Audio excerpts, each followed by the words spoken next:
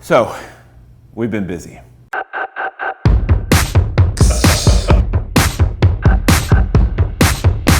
We wanted to make this video because recently here at Stoked we've been really busy, like busiest time in the entire company, busy. We have team members in all parts of the world, we have multiple clients going on at one time, we have big projects, we have ambitions for 2019 and 2020, and it's just been like chaos. I'm not gonna do what you all think I'm gonna do, which is just flip out! And recently for me, I've had lots of big trips coming up with lots of deadlines, and it's just been like. So as I was kind of getting into this sprint mode of, all right, we're gonna work, I was realizing that it was draining my creativity.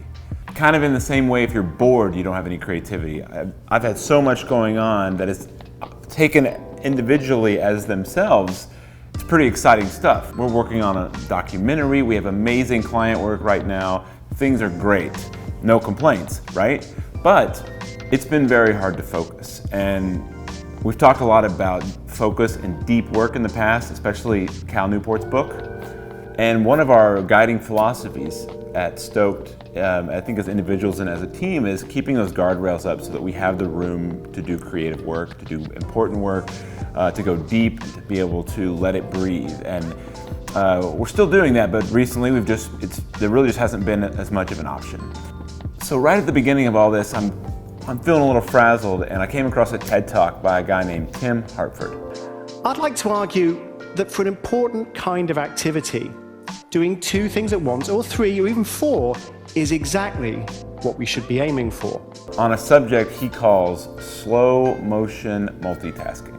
Okay, this is where I would have inserted the TED Talk, except we don't own the copyright and they took the video down. So, I'm gonna reenact it.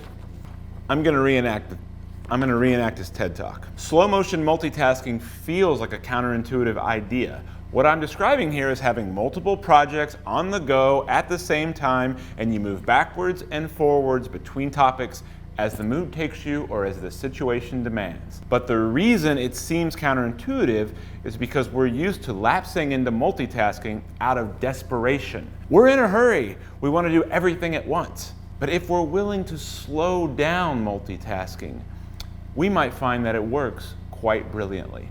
Now typically this is the opposite worldview that I take, is too many things going on at once usually leads to diminishing returns. But being that I didn't have that many options coming up, I thought, I'm gonna go with this. And I watched a little more. Different researchers using different methods to study different highly creative people have found that very often they have multiple projects in progress at the same time. Slow motion multitasking among creative people is ubiquitous. Turns out he has some pretty good examples. Look no further than Albert Einstein.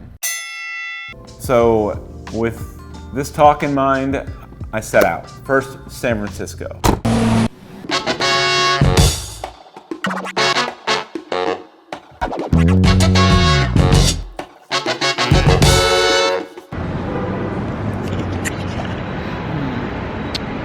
Now I'm in San Francisco. Then to New York.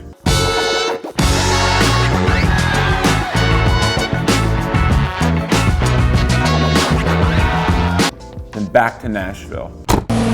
And now I've got a lot of jobs that need my attention fast. The benefit of having all these different projects going on at once and being in multiple locations all in a short period of time is I do feel like I've gotten some fresh perspectives to now bring back to my editing rig here where I sit for hours on end and make stuff. So if you feel like your calendar's going on forever or you just can't make sense of all different moving pieces, take a moment and realize you can actually leverage all of those different types of projects and different spaces in your brain together to benefit one another.